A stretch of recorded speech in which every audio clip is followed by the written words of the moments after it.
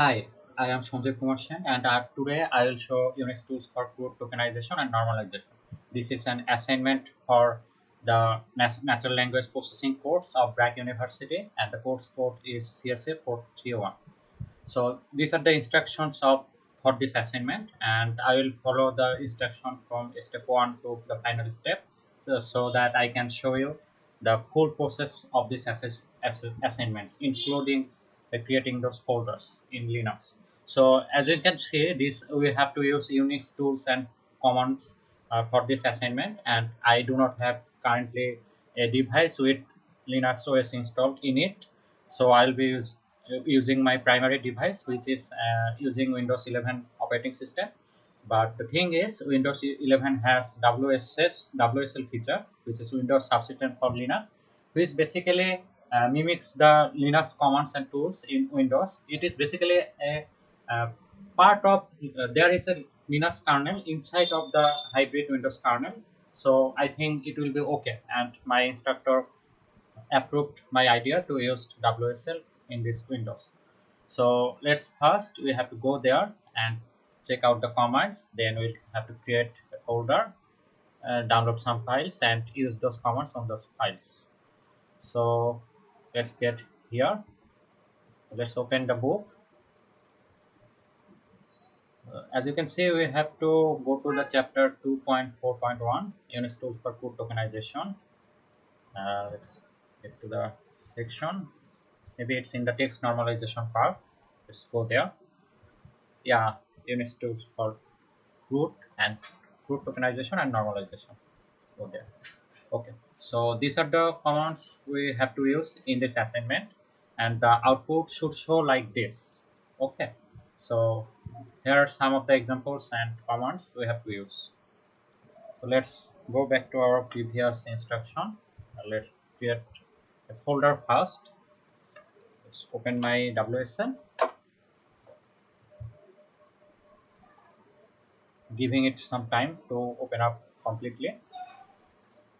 Okay, so as you can see, we are in currently in the system32 folder of Windows, which is not suitable for this assignment. Let's go back to the home folder. Okay, not this command, cd, and here. Now we are in the home folder. So let's see, we have to create username desktop. Okay, so this is my home folder. Just to make sure that this is my home folder, let's check what are the contents of this folder. Yeah, my files in the user directory. Let's go back by a folder. This is the home folder, and what are the contents of the home folder? Yeah, my username. So username desktop. Okay, let's go to the username again and create a folder named desktop. Let's see if there is any folder named desktop or not. No, there is no folder. So the ls command is listing all the contents of the directory, including folders and files. And the a command is to show the hidden files. Here you can see the .profile, .sudo as admin successful, .wget HTS. These are the hidden files in Linux. If we just use the ls command, uh, you will see only the folders which are not hidden. Here codes and work are not hidden, so it is showing this. But if we use LSA, all the folders including the hidden and visible ones will be shown here. So let's create a folder named desktop. Is it in the uppercase or lowercase? Okay, mkdir desktop. Mkdir command is used to create a folder. Let's go to that folder and create another folder. The folder name would be my student ID, which is 193.0.11.0.1. Okay, now let's go to the folder. Now I have to use this file for this assignment. Let's download the file here. So in Linux, to download a file, we have to use some command line tools such as wget or car, or there are some other tools, but these two are the most common ones in Linux community. So I'll just use the wget command. Let's wait till it download. Okay, download completed. It should be mentioned that this is located in a GitHub repository, whatever. Let's go to the next instruction. Let's see if the file is exist or not. Yeah, it exists in my directory. Let's check the file. Oh my god, it is a very long file. Okay, all right. Now let's clear out the previous commands for better viewing experience. Now we have to use the tools mentioned in the book. Let's go back to there. TRSA. So this is the first command or first process. TRSA is that I will be explaining this command in a bit. Let's go here and paste this command. So before me explaining this command, let's I have to mention another command line tool, which is man, short for manual, which what it does is give an example as well as description of the command line tool or commands I have been using. So for example, if I use man tier, it will show me what is tier, how it works, as well as what are the parameters for this command, as well as some other things. Let's see here. Yeah, so it is tier, short for translate or delete characters, and it will basically translate squeeze and or delete characters from standard input writing to standard output. And the parameters are here. C for complement, use the complement of set 1. S for squeeze repeats, replaces sequence of a repeated character that is listed in the list last specified set with a single occurrence of that character. So let's quit here as we have found out the uses of this command. We can only see the uses of this command in this code.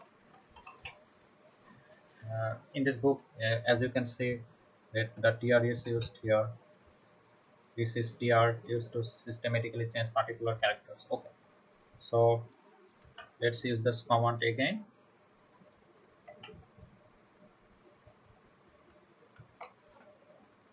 So what it will does, it will get the input from sh.text. As you can see in the previous command, sh.text is in this directory. It will get this directory and check the uh, lines of this file. Then this will tr or translate or truncate or do other things like that. It will only get the words from that line. As you can see the rejects command here, from uppercase A to Z and lowercase a to Z. So what it will do is it will get all the words, not the lines. You have seen that there are some numbers there as well as some characters. Let's check that out again. Here you can see a number probably. I'm not sure about that. Let's go a bit top. Yeah, this is a number. There is also some special characters, but the command tr will not get those because we are using these rejects from uppercase a to z and lowercase a to z. So it will only get this uppercase and lowercase later, and it will uh, show it line by line as we are using the new line command. So it will show a around line by line, this one actually. So let's use this command. Let's clear it again. Okay, as you can see, it is showing the words line by line. Why line by line? Because of this command slash n, the new line command. Okay, now if I use some other commands like space, it will show by space. Okay. For example, okay, as you can see, it is showing the words in space. Okay, now I have to use this command. So what it will do is, okay, what it will do is get the unique words. So the words which is not uh, matches in with another word, get the unique words and count the number of that words in this input file. So the c parameter is used for counting unique c. It will count the unique words and then short from a to z. short a. Oh, no. Yeah, it's short from A to Z. Okay. Now let's go back to the command line.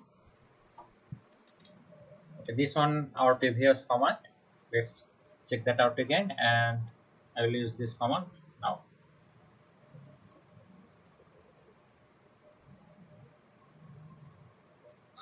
It's a very long file. How many words are there? Probably a lot.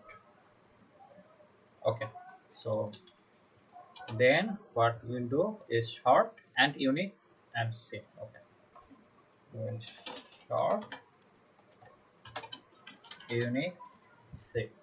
Okay, so I probably have to mention that this is sign, this one line slash or sign is used for pipelining in command line tools. So if we want to merge one or two commands all together, we have to use this signature or character in the command line in Linux. So this is another command, and this is another command, and this is the first command. So if I want to merge those commands in a single line, we have to use this one. This will get the input, and it will show the words from that input, this tr command. Then it will sort, then it will show the unique character, unique words. Okay, as you can see, it is showing the count of the unique words. It's a very long list, but it is working. I guess I cannot scroll to the top as it is so long. Okay, now the next command is this one, trsa a to z slash ntst tr a to z short unix. Okay, so here what it will do is it will get the words, then it will uh, convert all those uppercase letters to the lowercase letters. Okay, then it will do the same thing as the previous step, short and unix shape. Okay, so let's do that again. And before the shorting, there will be tr a to z a to z.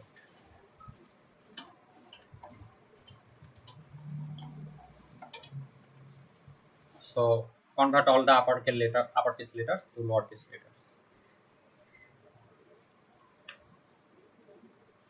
Yeah, you can see all the uppercase letters now are lowercase. Okay, moving on to the next one. This is still the example. Yeah, short again to find the frequent words. Okay, so this time around we will sort by the numbers of the occurrence of the unique words. So not sort by A to Z, but but number of the occurrences. I have said it mistakenly in the past that it will sort by the occurrence, by the numbers it had been, but it was actually from A to Z, sort in an alphabetical order, and this time around we will sort it in the numerical order. So the same thing will go there, but then we will sort it again. So what we are doing is doing exactly as the previous step. Tr is exactly the same command as the previous step. It will count the number of unique occurrences of every words, as well as it converts the uppercase letters to lowercase ones. Then it will sort the number of occurrences. As you can see, there are number of occurrences in front of the words, and it will sort. It will show the list in this sorted method. So let's do that in our command line. Unix C, then again sort by number, and it will happen in recurrence. So the dasher command is used for recurrence. It is used for doing things repeatedly in Linux. For example, if you want to delete a directory and all the files in this directory, it is a better idea to include the dash r parameter in your rm command. And here is the same thing. We'll sort by n, and we'll do the task repeatedly until it completes it for the whole line. So here you can see, yes, it is sorted. Let's go a bit top. I don't know if I can go there or not. No, my terminal is not letting me to go back a bit. Can I sort this in alphabet in the opposite order? Let's check that out. Let's check the manual paste of the sort command. Shall we? Okay. Ignore leading blanks, dictionary order, only blanks and alphabetic. Lowercase to general numeric set and ignore positioning. Okay. Sort numeric. This one is used for numeric sort, as I have been said earlier. This is for that. Oh no, no, this is not used for recurrence. This is for reverse. And as you can see, it's reverses the chronological order. So the most used ones in the is in the past, and the least used one is in the last. So if we do not use it, let's go back here. Let's remove this parameter and see there. We'll see the most used was in the past. So this is the assignment. I think I have done my part. Let's see if there are any other instructions. Okay, then open Firefox. Okay,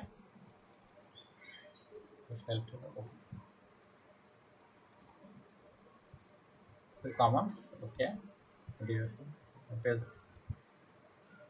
starting from input the file. Okay, I have already created this one. Okay, so should I submit the output form here? I don't know. Let's check that out. This one not or individual or yeah, GitHub. Oh, I should include my GitHub repo here. So what I will do? GitHub. Okay, sorry, my GitHub. Okay. So let's go to my profile and post in the repositories. So this is the repository for this course. I have to add my files here, but what file should I include? I still not sure about this. Probably the output file, right? So let's create an output file from this command. Okay, then it will go to output dot text. Oh, not this one, the reverse one, the previous one. Okay, then it will go to output dot text. The greater than is used for outputting or using the standard output, so we'll use that. Okay, let's check the output command. So yeah, this is the output command. uh, Probably it is fine. I cannot say more than some lines here. So now I should link up this my GitHub to this repository. Let's link up this here. Sorry, phone call. Okay, now let's see if GitHub is installed.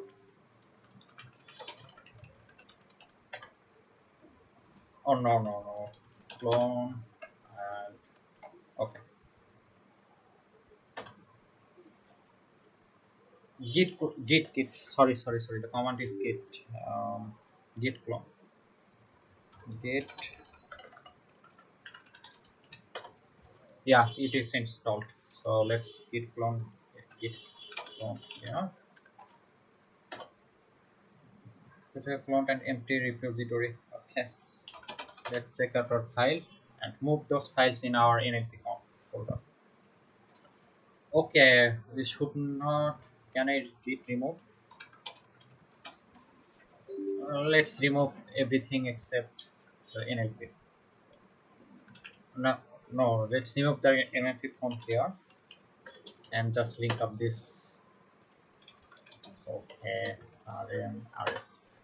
Okay, now get in it.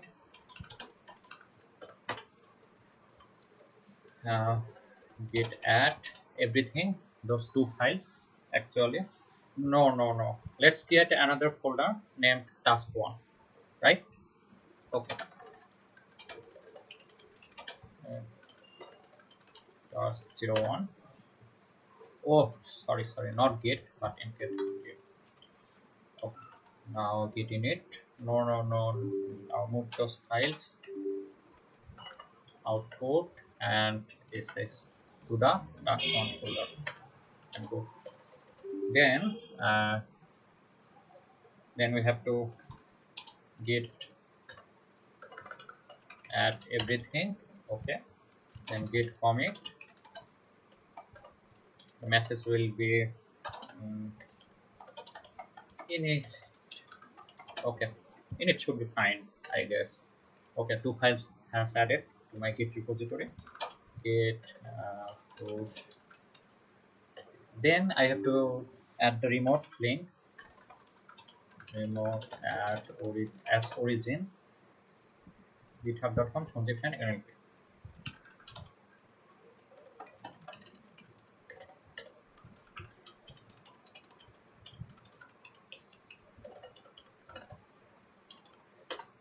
Now let's push this to origin.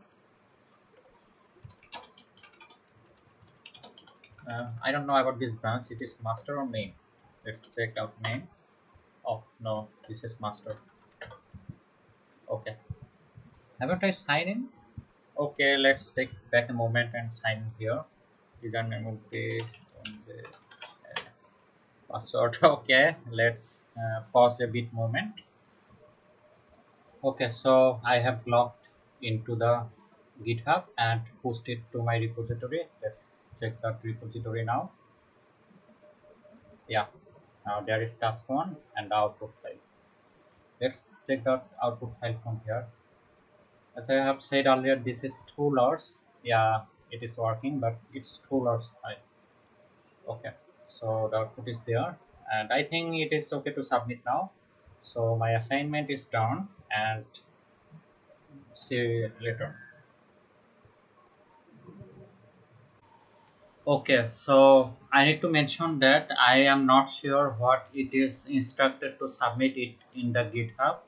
I have submitted the output text, the final output of the text file, but I there can be another file which is the commands I have used.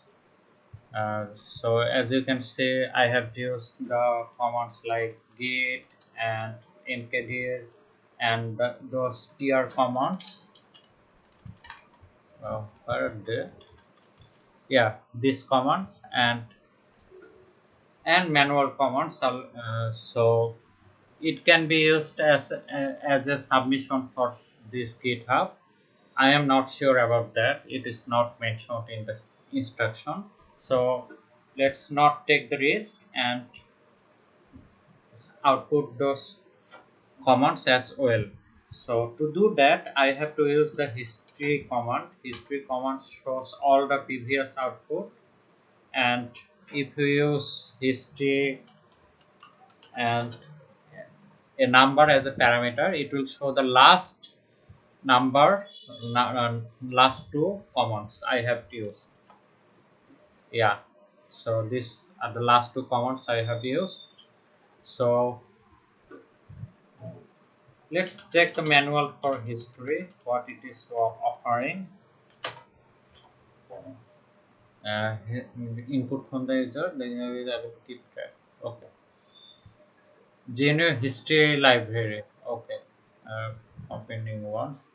So it is basically used for checking the previous command line codes.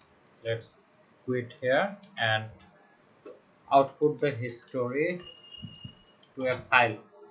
Let's check out last 50 commands. Okay, which are the last 50 commands? Let's see. Clear. Okay. Okay. 150. Clear. Okay. uh okay. Okay, I think the in the 50 commands, I think last 50 commands will be okay. Okay, okay. Okay. So history 50 to another output commands. Okay, command dot text. I can use essays, but text will be fine, I guess.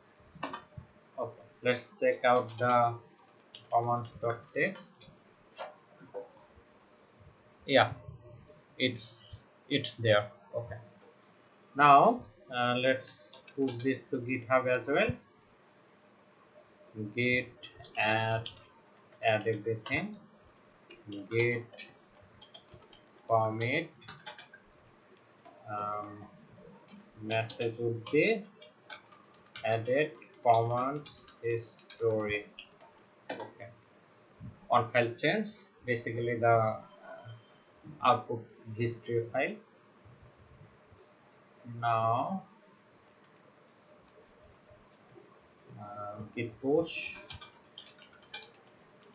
origin master. Why I have to use this repeatedly? Okay, okay, okay. So the Egyptian username and password will be, I have used the token. I will remove the token later. So okay, okay. So I think it's there. I will probably, oh shit, it should be in the task one. Okay, okay. Let's go back here. mv commands to task one. Okay. Now git push, git add, git command history in task one. Okay. Then git push origin master. Username is and the password is the token. Okay. That's it. I should probably include a readme for this one, but that's for later. Another day. Let's check the not check the output, please. Not check the output. It is solars. Okay. Yeah, I know it's solars. Task one commons. Okay. So these are the commons. Last 50 commons. Okay. Nice one. So this is my assignment. I will submit it within some time. So see you again.